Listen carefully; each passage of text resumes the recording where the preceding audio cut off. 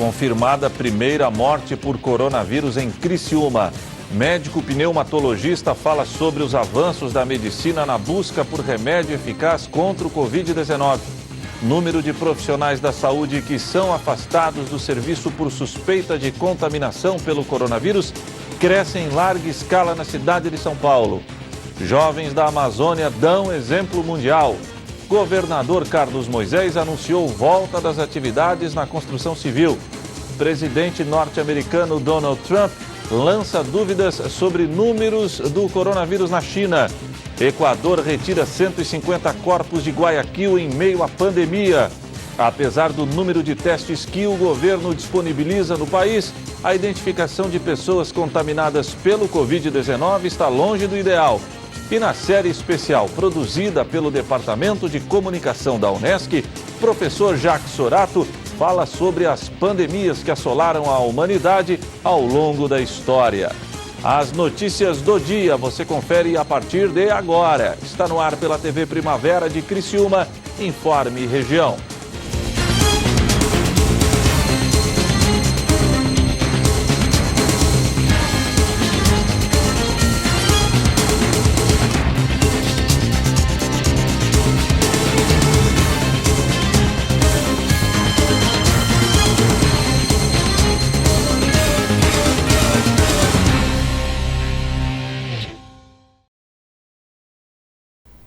Hoje é quinta-feira. Muito obrigado pela sua audiência. Dia 2 de abril de 2020. Para você que sintoniza a tela da TV Primavera, boa tarde.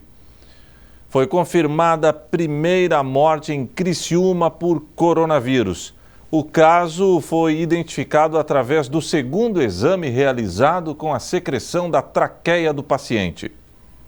O empresário Evaldo Estopassoli tinha 73 anos. Viajou recentemente para Miami, nos Estados Unidos, sendo que na última sexta-feira começou a sentir os sintomas do coronavírus, como coriza, dor de garganta, tosse e muita dificuldade para respirar. O paciente foi internado na UTI do hospital da Unimed, onde faleceu na madrugada de quarta-feira. O primeiro exame realizado no paciente testou negativo para a Covid-19. Porém, um segundo exame, realizado com material recolhido da traqueia do empreendedor, apontou positivo para coronavírus. Em entrevista à Rádio Ulha Negra, o médico Leandro Avani, presidente da Unimed, explicou com mais detalhes o procedimento. O que aconteceu não é um exame de contraprova. É que se sabe que o exame de suave é o seguinte: se pega um cotonete ou uma espátula e é passado no nariz e na boca do paciente para trabalhar as gotículas e os aerosóis. E isso é mandado com um exame de PCR, que é um exame bem avançado, para um laboratório, que pode ser o LACEN ou um laboratório privado, que nós somos de referência, o laboratório Pardini, que vem fazendo um excelente trabalho. Ambos vêm fazendo um excelente trabalho. A autoridade médica criticou a maneira como o assunto foi tratado, o que acabou gerando mal entendido na opinião pública, além de aumentar a dor dos familiares. O problema é quando as informações se antecipam, né? E às vezes a gente ouve... E o que ocorreu no dia de hoje foi um certo grau de sensacionalismo. Quer dizer, houve uma comemoração do negativo. E aí criou-se um desconforto para aqueles que estavam lidando com o paciente e para a própria família, né? Porque imaginem que eu falei anteriormente, a morte por coronavírus ela é trágica, porque o paciente passa isolado da família todo o período que ele passa na UTI, e quando ele falece, não há oportunidade de a família se despedir. Diante da gravidade da situação, o presidente da Unimed afirmou que tomou uma decisão ousada, que inclusive mudou os procedimentos de coletas de exames dos casos suspeitos do Covid-19. Então, a gente já se antecipou também, e mesmo sem estar no protocolo, nós coletamos a secreção traqueal, porque como o paciente está entubado, fica simples de coletar a secreção traqueal, que é muito mais fidedigna, ela sobe para 96% de especificidade e sensibilidade. Agora já a norma hoje, ontem à noite e hoje a norma já está mudando. Então todo paciente que vai para o tubo, mesmo que não tenha o resultado ainda do SUAB, agora vai ser obrigatório coletar traqueal. Diante da gravidade do caso e da confirmação da primeira morte por coronavírus em Criciúma, o especialista pede por união de esforços para que a pandemia seja derrotada. Foi um evento, acho que a gente é muito novo para todo mundo, né? Para a imprensa é novo, a imprensa está pressionada também, a imprensa, imagina, todos estamos tendo que trabalhar, temos que ir para a sede da rádio, para a sede do jornal, falar de coisas que a gente não entende. Então eu vejo que é o seguinte, nós estamos aprendendo. E ontem aprendemos mais um monte, uma série de coisas. E eu vejo que vamos sair muito maiores do que entramos nessa crise. Bom, em meio à confirmação de mais infectados e mortes, a medicina continua trabalhando para buscar a cura para o novo coronavírus. Enquanto a ciência não apresentar solução, o jeito mesmo é se resguardar. A confirmação do primeiro caso de morte por coronavírus em Criciúma assustou a comunidade local. Muitos são os questionamentos, mas o mais recorrente é o se a medicina já avançou na luta por um medicamento eficaz contra o Covid-19.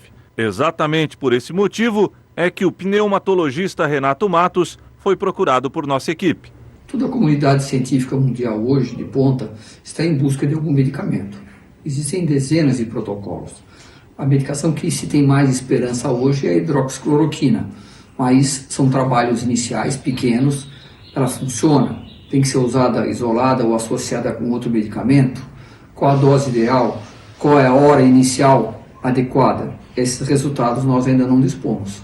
O renomado profissional da área da saúde ainda falou sobre as discussões em âmbito nacional, estadual e municipal sobre a volta das atividades econômicas. Toda a comunidade científica vem alertando sobre os riscos da parada do isolamento, desde o Ministério da Saúde.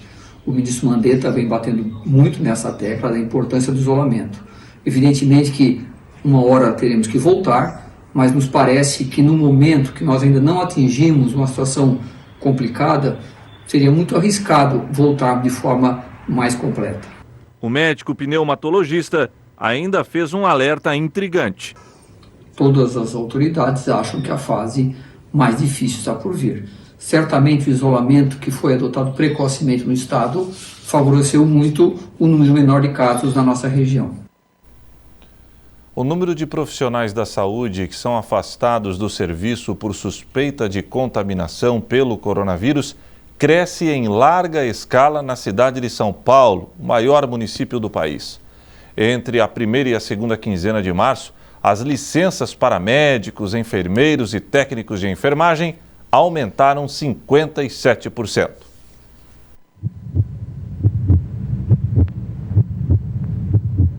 Dias de tensão. Assim tem sido a rotina dessa enfermeira que trabalha em um grande hospital de São Paulo. Nós estamos bastante tensos, nós estamos inseguros, temerosos pelas semanas que se aproximam, se estamos adequadamente protegidos. Nós podemos comparar o nível de paramentação que temos em outros países com o que temos utilizado aqui no Brasil e ainda não se vê um engajamento necessário para o uso adequado desses equipamentos de proteção individual, preocupados ali também não só com os profissionais, mas também com a transmissão cruzada dos pacientes. Eles são a linha de frente na guerra contra o coronavírus, mas ao mesmo tempo se tornaram uma das principais vítimas. Os profissionais da saúde estão no foco da pandemia e muitos acabam não suportando o estresse e o risco de contaminação. Em São Paulo explodiu o número de médicos, enfermeiros e técnicos de enfermagem que foram afastados do serviço. Na primeira quinzena de março, 356 profissionais pediram licença do trabalho. O número saltou para 559 casos na segunda quinzena. Além disso, também aumentou o tempo de afastamento do serviço. Antes, o tempo médio longe do trabalho era de 5 dias e agora os casos mais comuns são de 15 dias. O levantamento foi feito pelo Sindicato dos Servidores Municipais de São Paulo. A Prefeitura não tem tomado as medidas necessárias, somente diante de algumas denúncias que têm surgido diariamente na imprensa, que começam a chegar alguns EPIs, mas de forma muito modesta, muito distante da necessidade que os trabalhadores têm. Isso acaba gerando um medo grande, enorme nos trabalhadores que estão precisando de equipamentos de proteção individual. São as pessoas que estão na frente, na defesa de salvar vidas da população, e a prefeitura não está dando o devido destaque, o devido interesse e atenção. E a principal reclamação desses profissionais é a falta de equipamentos básicos para realizar o trabalho. Por exemplo, máscaras e álcool em gel. A Associação Médica Brasileira registrou 855 denúncias desse tipo. E 1/3 delas é de médicos e enfermeiros que prestam serviço na capital paulista. Esse homem trabalha no serviço de manutenção de um grande hospital paulistano. E ele conta que, por falta de equipamento de proteção, não está podendo ter acesso às unidades médicas. Nós estamos informados para não ir na área de enfermagem, fazer manutenção e nada, porque o IPI não tem. E até hospitais particulares, que são considerados modelos, sofrem com a contaminação de profissionais. O Sírio-Libanês e o Albert Einstein já afastaram mais de 450 funcionários. E o temor é que a situação fique parecida com a da Itália e da Espanha, onde os trabalhadores da saúde representam 10% dos infectados. Esse vídeo foi gravado por uma enfermeira brasileira que trabalha em um hospital italiano. Esse vírus é muito triste, ele é muito ruim. É uma gripe como as outras, porém mais da metade das pessoas adoecem. Dessa metade, uma outra metade precisa de terapia intensiva. Neste outro, uma médica espanhola faz um depoimento dramático. Não há camas, não há respiradores, não há personal, não há equipos de protección. Y salgo de trabajar después de 10 horas de turno, así, con esta cara y con lágrimas. Así que, por favor, quédate en tu casa, tú que puedes. E o problema é tão grave que na China foram criados robôs para fazer o serviço nos hospitais e diminuir o risco de contaminação. Mas ainda não há tecnologia que substitua uma cena como essa. Na Espanha, funcionários de um hospital aplaudem uma paciente que acaba de deixar a UTI.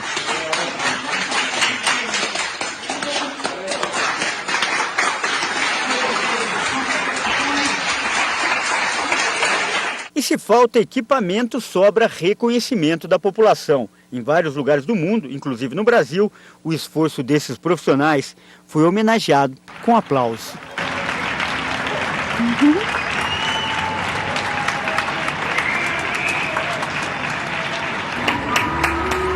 Aplausaço aqui agora no Centro para os Médicos.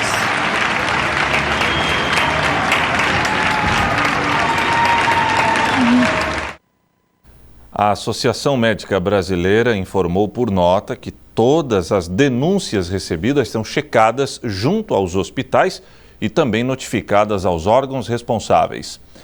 A seguir, governador Carlos Moisés anunciou volta das atividades na construção civil.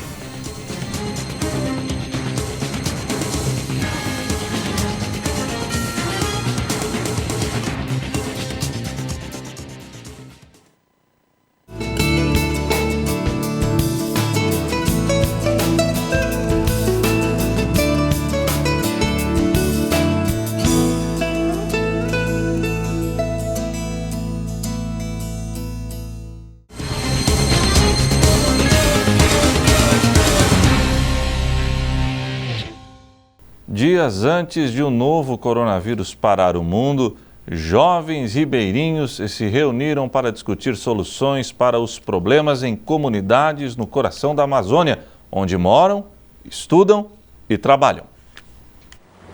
A vida seguia seu curso no coração da Amazônia dias atrás, antes da chegada do novo coronavírus. Organizado pela ONG Fundação Amazonas Sustentável, o primeiro Congresso da Juventude da Floresta reuniu 287 jovens de 9 municípios na comunidade bauana, a 3 horas de lancha de Carauari, distante 788 quilômetros de Manaus.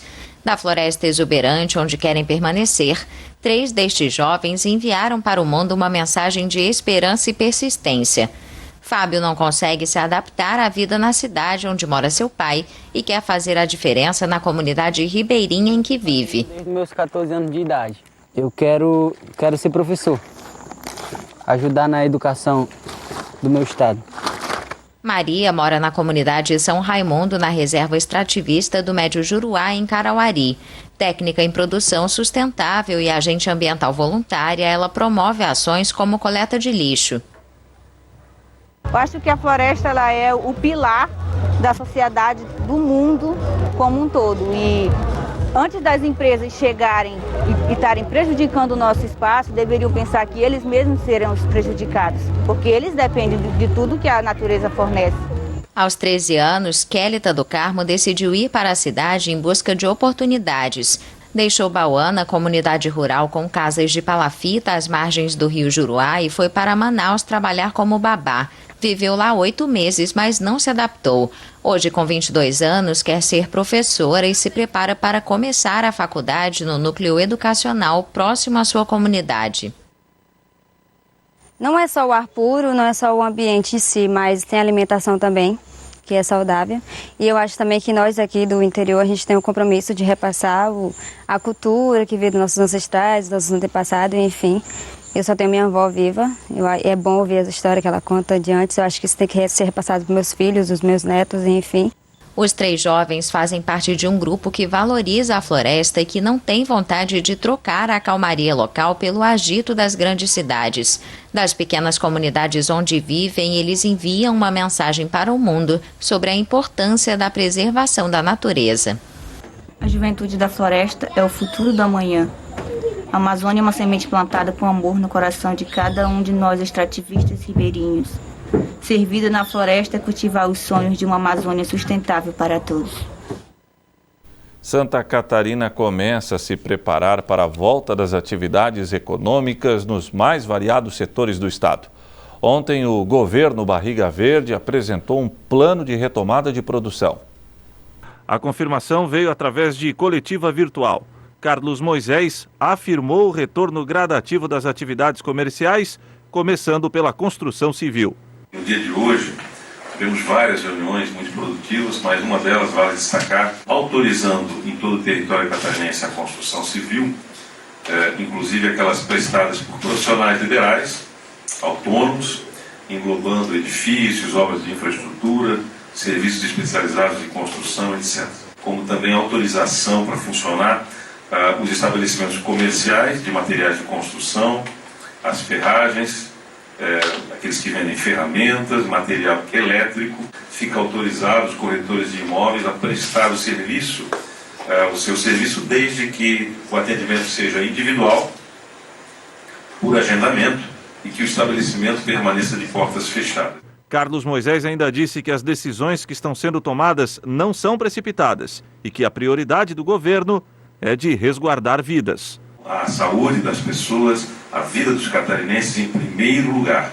As outras coisas nós vamos ajustando gradativamente. Essa é a nossa vontade, a vontade do governo, e para isso precisamos tomar decisões muito difíceis, muito tristes até para o governo tomar. Naquilo que a gente, de forma muito responsável, puder socorrer o empresário catarinense, puder avançar, nós estamos fazendo. O governador ainda disse que um grupo de gestão de crise se reunirá todos os dias para delinear novas ações e que outras áreas da economia poderão ser liberadas aos poucos. Para avançar nesse equilíbrio entre salvar vidas e também retomar o convívio seguro, o convívio responsável com as nossas atividades no dia a dia, com o vírus. Não é? Nós precisamos sobreviver a isso tudo e trazer essa tranquilidade à nossa população. Apesar de esboçar a retomada das atividades normais, o chefe do Executivo Estadual reafirmou a importância dos cuidados a serem tomados, sobretudo com a higiene pessoal e isolamento social.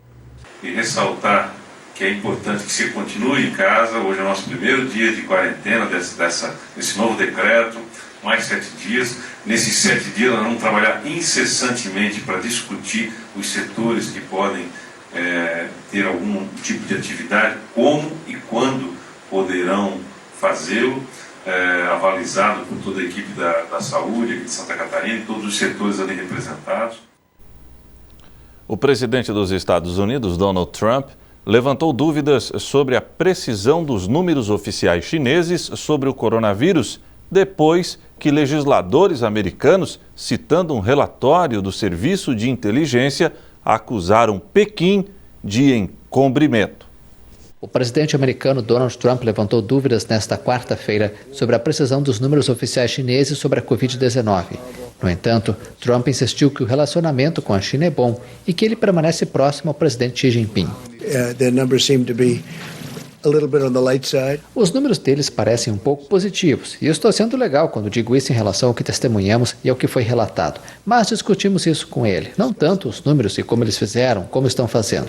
Estamos em constante comunicação. Eu diria que a maior comunicação sou eu e o presidente Xi. O relacionamento é muito bom.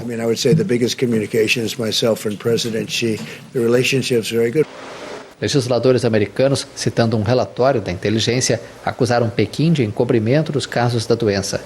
A Covid-19 matou 884 pessoas nos Estados Unidos nas últimas 24 horas, um novo recorde para o país. Essa forte aceleração eleva para 4.475 o número total de mortes nos Estados Unidos desde o início da pandemia. O governo equatoriano disse ter removido 150 corpos nas casas de Guayaquil depois do caos ocorrido na cidade devido à pandemia do novo coronavírus. Isso atrasou a transferência de pessoas que morreram de causas diversas. O governo equatoriano anunciou a remoção de 150 corpos em residências na cidade de Guayaquil, no sudoeste do país.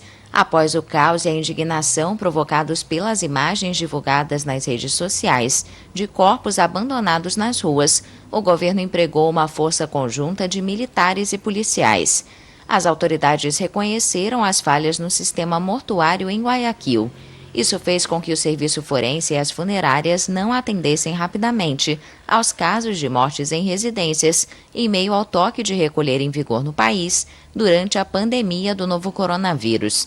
Mas as autoridades não confirmaram quantas vítimas da Covid-19 estão entre os 150 mortos. A província de Guayas e sua capital Guayaquil são as mais afetadas pela pandemia no Equador, que deixa mais de 2.700 infectados e 100 mortos em todo o país. 70% dos infectados estão concentrados nesta região.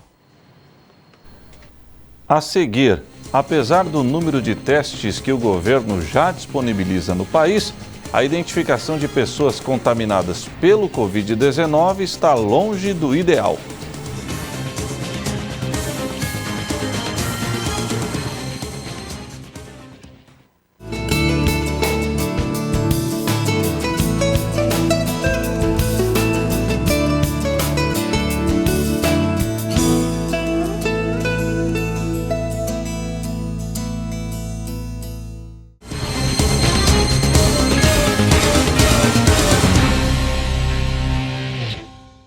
Apesar do número de testes que o governo já disponibiliza no país, a identificação de pessoas contaminadas pelo Covid-19 está longe do ideal. Confira na reportagem de Débora Evangelista. Atualmente, o Brasil só tem realizado testes do Covid-19 em casos mais graves e em profissionais da saúde. Não há testes para todos. O Ministério da Saúde iniciou a distribuição de 500 mil testes rápidos para o diagnóstico do novo coronavírus em todo o país. Os testes, com resultado em até 20 minutos, serão destinados apenas para os profissionais que atuam em serviços de saúde e agentes de segurança, como policiais, bombeiros e guardas civis, que estejam com sintomas do Covid-19. Hoje nós começamos a distribuir os 500 mil testes rápidos para todo o país, com apoio da FAB, a Força Aérea Brasileira. Os testes serão enviados aos estados em paralelo à avaliação pelo INCQS. Aqui eu faço bem um alerta. Tá? Já sei que as pessoas vão ficar, mas é assim, assado. Teste rápido, que é teste de anticorpo, eles não têm, eles têm assim, quando eles dão o positivo, eles resolvem o nosso problema, mas eles têm um índice de sensibilidade que dá falso negativo. Então, às vezes, o resultado negativo no teste rápido, ele não é sentença de que é negativo. Já no outro, que é a PCR-RT, ele tem uma sensibilidade muito mais alta. Então, quando ele fala que é positivo, quando fala que é negativo, sendo que o negativo ainda tem uma margem de falso negativo, mas é muitas vezes menor. Nossa estratégia é dupla. Essa dos testes rápidos nós vamos usar muito para ficar testando sequencial, principalmente trabalhador, fazer inquérito rápido. O principal problema é a escassez do exame para a população em geral, tanto nos laboratórios privados quanto nos públicos. No Instituto Adolfo Lutz, em São Paulo, a fila de espera dos testes em análise para detectar o coronavírus é de 16 mil exames. O resultado pode levar mais de uma semana e só ficar pronto após a morte do paciente. E até quem se dispõe a ajudar esbarra em dificuldades. A USP, que criou uma rede colaborativa para auxiliar no diagnóstico do novo coronavírus, também não tem materiais suficientes para realizar os testes. Os testes serão feitos nos laboratórios da USP. Os profissionais já foram capacitados, mas a busca por recursos para colocar o trabalho em prática continua. No momento, nós nos deparamos com dificuldades de obtenção de recursos para viabilizar esse trabalho, mas, e sobretudo, a aquisição de insumos. Há uma demanda mundial para a aquisição desses reagentes e hoje a entrega desse material está sendo muito limitada, seja aqui no Brasil, seja em outras partes do mundo. Na corrida contra o tempo, a agilidade é fundamental na redução da propagação do vírus. No combate à pandemia, os testes são aliados na identificação da doença. Por que ter testes para diagnóstico? Primeiro, para você saber quem tem e quem não tem. Tá? Essa é a primeira função desses testes. Num segundo tempo, é para você ver quem teve e quem não teve. O teste não é para você tratar a pessoa, mesmo porque não existe tratamento específico para a pessoa. Não tem relação, portanto, com o fato da pessoa morrer ou deixar de morrer. Tem relação com o que você vai fazer com esta pessoa que você supõe que ela tenha e quais vão ser as atitudes que você vai tomar em relação a esta pessoa. Na série especial produzida pelo Departamento de Comunicação da Unesc, professor Jackson Sorato fala sobre as pandemias que assolaram a humanidade ao longo da história. Confira. As epidemias sempre assolaram a história da humanidade. A varíola é um exemplo de doença que atormentou a população mundial por mais de 3 mil anos. Estima-se que só num período do século XIX ao século XX, ela matou mais de 3 milhões de pessoas. A tuberculose é outra doença que tem acompanhado a história da humanidade e também continua sendo um desafio para os sistemas de saúde local. Apesar dos relatos dela registrados há mais de 4 mil anos atrás, ainda existem pessoas morrendo de tuberculose. Outra epidemia que atingiu a Europa e a Ásia lá no século XIV foi a peste bubônica. Ela matou mais de 50 milhões de pessoas e foi combatida, né? E também nos séculos mais recentes também existiam surtos de peste bubônica em outros continentes, como no caso da América também, mas foi combatida por medidas de higiene, saneamento das cidades, né, e diminuindo a população de ratos urbanos. No século XX, né, tivemos a gripe espanhola, ela também dizimou mais de 20 milhões de pessoas, em especial entre os anos de 1917 a 1920. Outra epidemia que a humanidade precisou superar e ainda continua sendo um desafio foi o sarampo, né? Até a descoberta da vacina, se eu não me engano, em 1963, aperfeiçoamento dela, né? A doença foi erradicada em vários países, inclusive o Brasil.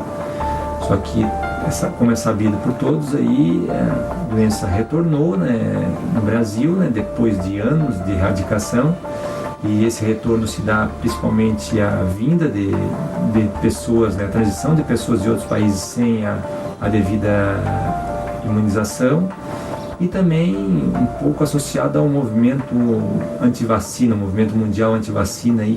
Recentemente, em 2009, tivemos a eclosão da gripe suína, ou gripe A, ou H1N1, que continua matando continua colaborando para o aumento da mortalidade. Estimativas prevêem que mais de 600 mil pessoas já morreram da H1N1. E agora, no final do ano 2019, surgiu em Wuhan, na China, na cidade de Wuhan, na China, apareceu isso ao mundo, o novo coronavírus, ou Covid-19. A humanidade sempre passou, sempre existiu vários agravos, epidemias que assim cooperaram para o aumento significativo de óbitos da humanidade. No entanto, em todos os momentos a humanidade superou e conseguiu propor novas formas de enfrentamento àquela determinada doença, ou aquele determinado agravo que assolou determinada parte geográfica do mundo. Não tenho dúvidas que a ciência, as posturas governamentais e a colaboração popular oportunizará a superação do Covid-19. E o Informe Região desta quinta-feira fica por aqui. Voltarei amanhã às 5h25 da tarde, se Deus assim permitir. Boa noite.